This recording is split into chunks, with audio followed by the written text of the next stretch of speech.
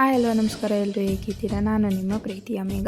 ಇವತ್ತಂತೂ ನಮ್ಮ ಕಾಲೇಜಲ್ಲಿ ನಶಾಮುಕ್ತ ಭಾರತ್ ಅಭಿಯಾನ ಅಂತ ಒಂದು ಪ್ರೋಗ್ರಾಮ್ ಮಾಡ್ತಿದ್ರು. ಸೊ ಎಲ್ಲರೂ 7 ಒಳಗೆ ಹಾಸನ ಕಾಲೇಜ್ ಹತ್ರ ಬನ್ನಿ ಅಂತ ಹೇಳಿದರು.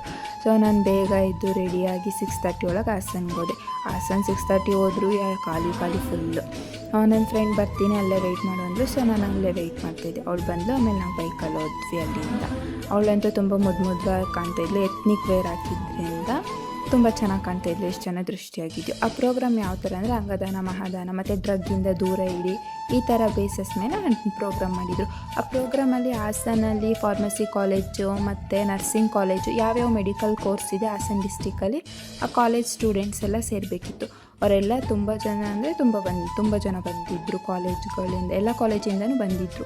ಎಲ್ಲ ಕಾಲೇಜಿಂದ ಬಂದಿದ್ದರು. ಮತ್ತು ಅಲ್ಲಿ ಪ್ರೋಗ್ರಾಮ್ಗೆ ಶ್ರೇಯಸ್ ಪಾಟೀಲ್ ಮತ್ತು DC ಹಾಸನ DC ಮತ್ತು ನಮ್ಮದು ಯೂನಿವರ್ಸಿಟಿ ರಾಜೀವ್ ಗಾಂಧಿ ಯೂನಿವರ್ಸಿಟಿ ಅಲ್ವಾ, ಆ ಯೂನಿವರ್ಸಿಟಿಯವ್ರ ಚೇರ್ಮನು, ವೈಸ್ ಚೇರ್ಮನು ತುಂಬ ಜನ ಗೆಸ್ಟ್ ಸಹ ಬಂದಿದ್ದರು.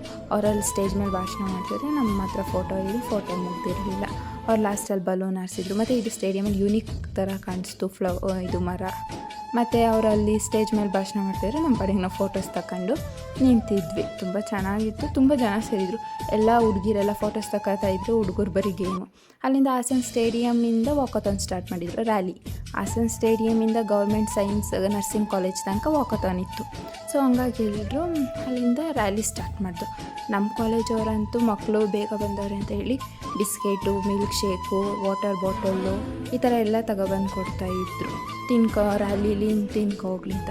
ತುಂಬ ಚೆನ್ನಾಗಿತ್ತು. ಮತ್ತು ನಮ್ಮ ಕಾಲೇಜಲ್ಲಿ ತುಂಬ ಜನ ಇಂಡಿಯಾದಲ್ಲಿ ಯಾವ್ಯಾವ ಥರ ಇದ್ದಾವೆ ಅಂದರೆ ಪಂಜಾಬಿ ಸೈಡು ಈ ಥರ ಎಲ್ಲ ಎತ್ನಿಕ್ ವೇರ್ ಹಾಕಿದ್ರು. ಗುಜರಾತ್, ರಾಜಸ್ಥಾನ್ ಸೈಡು. ಮತ್ತು ಅಲ್ಲೇ ಊಟ ಕೊಟ್ಟರು ನಮಗೆ ತಿಂಡಿ.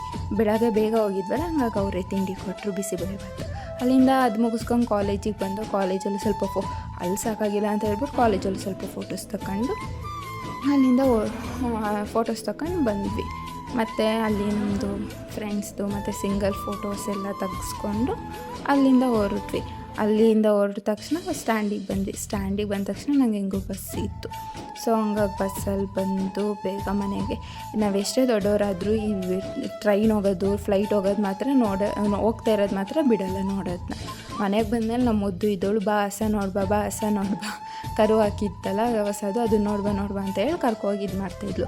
ಇವಳಂತೂ ನನ್ನ ಜೊತೆ ಇದ್ದರೆ ಫುಲ್ ದಿನ ಹೋಗೋದೇ ಗೊತ್ತಾಗಲ್ಲ. ಅಷ್ಟೊಂದು ತರಲೆ ಮಾತ್ರ ಏನೋ ಒಂಥರ ಕ್ಯೂಟಾಗಿ ಆಟ ಆಡ್ಕೊಂಡಿರ್ತಾಳೆ ನಮ್ಮ ಜೊತೆ. ಅಂತ ಅವ್ರ ಮನೇಲೂ ಅಷ್ಟಿರಲ್ವೇನೋ, ಅವಳಂತೂ ನಮ್ಮ ಜೊತೆನೇ ಫುಲ್ ಇರ್ತಾಳೆ, ನಮ್ಮಮ್ಮನ ಜೊತೆ. ಮತ್ತು ಅಲ್ಲಿಂದ ಸ್ವಲ್ಪ ನೀರು ತುಂಬಿ ಮನೆಗೆ ಇಷ್ಟ ಆಗಿತ್ತು ವಿಡಿಯೋ. ಇಷ್ಟ ಆದರೆ ಮುಂದಿನ ವಿಡಿಯೋದಲ್ಲಿ ಸಿಗೋಣ. ಲೈಕ್ ಮಾಡಿ, ಸಬ್ಸ್ಕ್ರೈಬ್ ಮಾಡಿ. Thank you.